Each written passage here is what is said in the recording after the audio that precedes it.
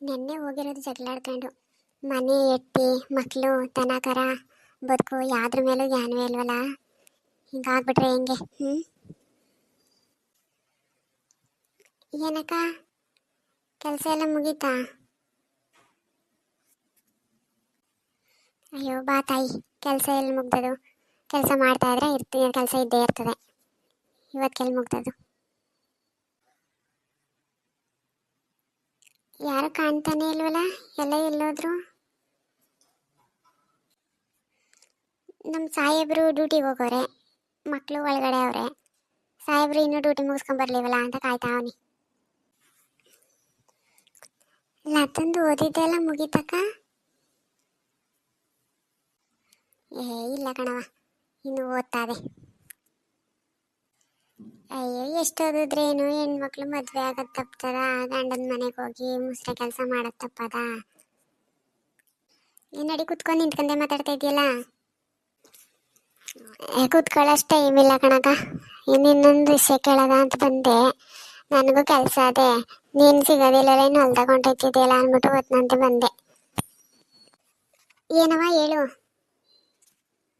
ನಮ್ಮ ಸಂಬಂಧಿಕರಲ್ಲಿ ಅವನ ಗಂಡವೇ ಅವ್ರು ಹೇಳ್ತಾರೆ, ಗೊತ್ತಿರೋ ಕಡೆನೇ ಒಂದು ಹುಡುಗಿ ನೋಡ್ಕೊಡಿ, ಗೊತ್ತಿರೋಳೆ ಆಗಬೇಕು, ಚೆನ್ನಾಗಿ ಗೊತ್ತಿರಬೇಕು ಅವ್ರ ಬಗ್ಗೆ ನಮಗೆ, ಸುಮ್ಮನೆ ಯಾರ್ಯಾರನ್ನೋ ತಂದು ತೊಂದರೆ ಮಾಡ್ಕೊಳ್ಳೋದು ಬೇಡ ಅಂತ ಭಾರಿ ವರದಕ್ಷಿಣೆನೂ ಬೇಡ, ಏನು ಬೇಡ, ಎಲ್ಲ ಕೊಟ್ಟು ನಾವೇ ಮಾಡ್ಕೋತೀವಿ.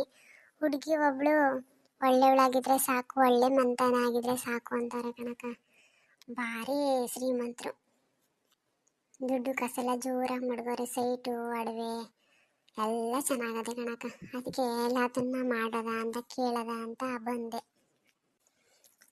ಇಲ್ಲ ಕಂತಾಯಿ, ನನ್ನ ಮಕ್ಕಳನ್ನ ಓದಿಸ್ಬೇಕು ನಾನು, ನಮ್ಮಂಗೆ ಆಗೋದು ಬೇಡ ಅವ್ರವೇ. ನಾ ಈಗಲೇ ಮಾಡೋದಿಲ್ಲ ಈ ವಿಷಯವಾಗಿ, ನಾವತ್ತು ಪ್ರಸ್ತಾಪ ಮಾಡಬೇಡ ಕಣವ. ಹಂಗಲ್ಲ ಕಣಕ್ಕ, ಎಷ್ಟು ಓದಿದ್ರೂ ಮದುವೆ ಅಂತ ಮಾಡಲೇಬೇಕು ತಾನೇ.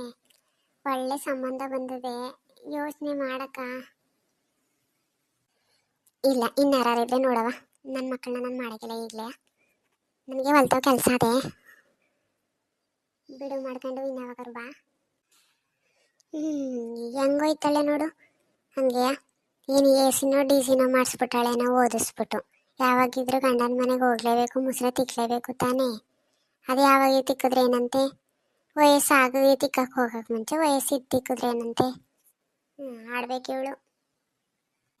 ನೋಡದ ಅದೇ ಅಂತ ಒಂದು ಸಿಕ್ಕನೋ ಇವಳು ಮಕ್ಕಳಿಗೆ ಅಂದವ. ಅದಕ್ಕೆ ಇವಳು ಗಂಡಗಳಿಗೆ ಸರಿಯಾಗಿ ಕುಯ್ಯೋದು ಅಲ್ಲಲ್ಲೇ.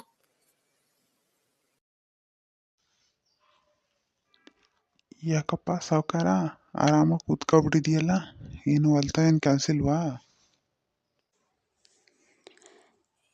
ಯಾಕೋ ಬೇಜಾರಾಯ್ತು ಬಣ್ಣ, ಕೂತ್ಕೋಯ್ತಾಗಿ. ಏನು ಬೇಜಾರಪ್ಪ ನಿನಗೆ? ಎಲ್ಲ ಆರಾಮಾಗಿದ್ದಲ್ಲ, ಇನ್ನೇನು ಬೇಜಾರು? ಏನು ಆರಾಮಾಗಿದ್ದದಣ್ಣ? ನಾನು ಇಡ್ತೀನಿ, ನನ್ನ ಮಕ್ಳಿಗೆ 3 ಕಾಸನ್ನು ಮರ್ಯಾದೆ ಕೊಡ್ತಾಯಿಲ್ಲ ನನಗೆ. ದುಡ್ಡಿಲ್ಲ ಅಂದರೆ ಯಾವ ಮನ್ಸನ್ಗೂ ಬೆಲೆ ಇಲ್ಲ.